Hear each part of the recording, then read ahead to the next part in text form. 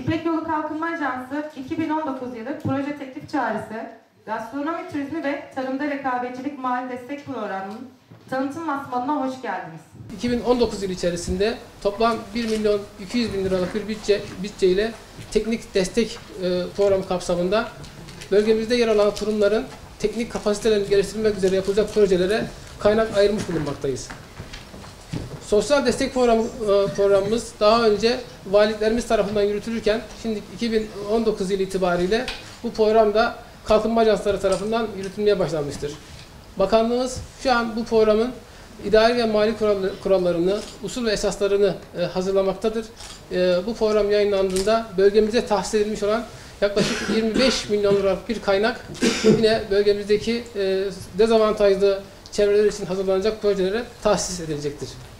Yine bölgemizde cazibe merkezlerini destekleme programı kapsamında tek yararlanıcı il olan Gaziantep 2019 yılında cazibe merkezlerini destekleme programı kapsamında proje sunabilecektir. Ancak 2019 yılının usul ve esasları henüz bakanlığımız tarafından tamamlanmadığı için bir ön çalışma yapılmış bulunmakta. Bu yılki cazibe projelerinde üretim, istihdam, teknoloji ve üretim odaklı projeler öncelikli olarak belirlenmiştir. Ülkemizdeki tüm kalkınma ajansları 2018 yılına kadar kalkınma perspektifli birçok alanda çalışma yaparken 2018 yılı itibariyle kalkınma ajanslarımız bölge kalkınma planlarındaki gelişme eksenlerine uygun stratejik kalkınma hedeflerini yakalamak üzere belirli bir sektör, tema veya mekanda kalkınma sonuçları elde etmek amacı taşıyan alt programlar, tedbir, proje ve faaliyetleri içeren, nitelikli analize dayanan, ilgili kurumlarla işbirliği içeren ve bölge planlarıyla uyumlu olan, ölçülebilir sonuç ve çıktı hedefleri olan orta vadeli programlar olarak tasarlanmıştır.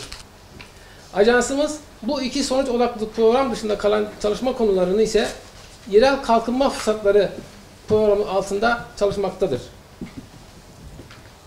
Gastronomi turizmi sonuç odaklı programımız TRC1 bölgesinin gastronomi alanında var olan potansiyelinin değerlendirilerek bölgede gastronomi turizminin geliştirilmesini amaçlarken tarımda rekabetçilik sonuç odaklı programımız bölgemizde faaliyet gösteren tarımsal işletmeler ile tarıma dayalı sanayide yer alan işletmelerin etkin ve rekabetçi bir yapıya kavuşturulması ve tarımda değer zincirinin güçlendirilmesini amaçlamak üzere tasarlanmıştır. Gastronomi turizmi mali destek programı kapsamında başvuru yapabilecek uygun kuruluşlar arasında kamu kurumları, üniversiteler, mahalli idareler, kamu kurumu niteliğindeki meslek kuruluşları, odalarımız, borsalarımız, sivil toplum kuruluşları ve kooperatifler ve birlikler yer almaktayken bu program kapsamında örnek proje konularına baktığımızda çok çeşitli konular yer almaktadır. Yine franchising sistemlerinin geliştirilmesi, dondurulmuş yöresel gıda üretimi yapan işletmelerin kapasitesinin artırılması konuları örnek konular arasında yer almaktadır. Biyolojik mücadele araçlarına ilişkin pazar odaklı ve uygulamalı araştırma ve geliştirme faaliyetleri, bölgeye özgü ve bölgenin coğrafya yapısına uyum sağlayan ürünlerin araştırılması ve bu ürünlerden yenilikçi ürün elde edilmesine yönelik araştırma geliştirme projeleri. İpek Yolu Kalkınma Ajansımız 2010 yılında kuruldu. Bu süre içerisinde 879 projeye yaklaşık 241 milyon 500 bin lira katkıda bulundu. Bu katkılardan bir kısmı cazibe merkezlerini destekleme programı içerisindeydi. Yaklaşık 40 milyon lira civarında. 5 tane önemli proje vardı. Bu 5'i de Gaziantep sınırları içerisindeydi.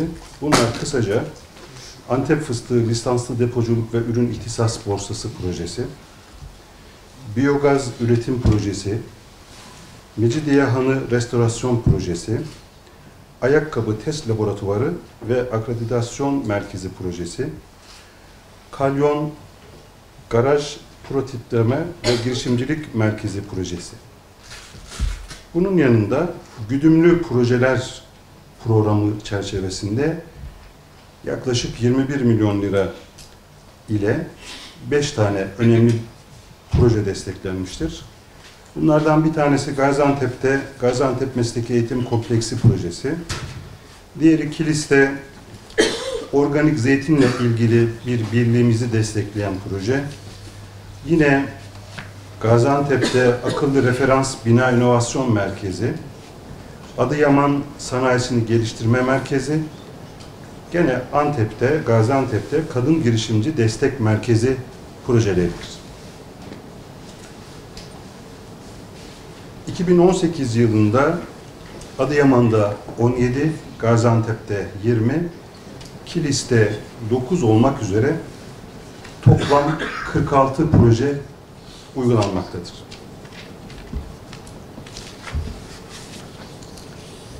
...2019 yılında tarımda rekabetçilik, sonuç odaklı programı ve gastronomi turizmi sonuç odaklı programları uygulamaya devam edecek olan ajansımız, bu alanlarda mali destekler, fizibilite desteği ve teknik destek proje başvuruları almaya devam edecektir.